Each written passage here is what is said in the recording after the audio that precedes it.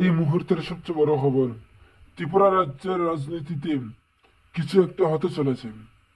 তাই তো, নয়তো কেন প্রদ্যুৎ কিশোর মানিক্য আজকে ত্রিপুরা প্রদেশ কংগ্রেস অফিসে যাবেন?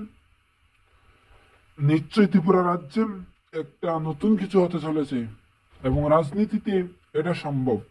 কারণ এটাই রাজনীতি যে যে আজকে সরকারের সঙ্গে আছে সে সরকারের বিরুদ্ধে গিয়ে অন্য কাউকে সরকারের আসনে বসাতে সেই চেষ্টা এবং প্রচেষ্টা করবেই, এটাই স্বাভাবিক।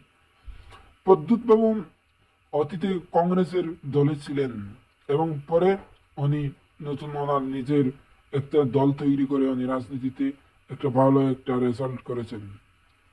আজ উনি প্রকাশ্য জানিয়েছেন যে উনি ওনার ব্যক্তিগত কিছু ভালোবাসার কারণে উনি আজকে কংগ্রেসকে প্রায় 10,000 ফেলেক দিয়েছেন, এবং পরেও দিবেন একথা বলেছেন। উনি উনি নিজেই বলেছেন যে বীরজিৎ সিনহা, গোপাল রায় এবং কংগ্রেসের অনেক নেতৃত্বের নাম নিয়ে বলেছেন এরা আমার বন্ধু। সুতরাং এইগুলোর উপরে বিবেচনা করেই বলা যেতে পারে, যেহেতু 53 বিধানসভার বিধায়ক বীরজিৎ সিনহা কিছুদিন আগে একটি দায়িত্ব দিয়েছে দিল্লির কংগ্রেস ওনাকে, তারপরে এই প্রদ্যুৎ বাবু ওনার সঙ্গে একটু আরো কাছে আসার চেষ্টা করতেছেন ওনার নতুন দল নিয়ে।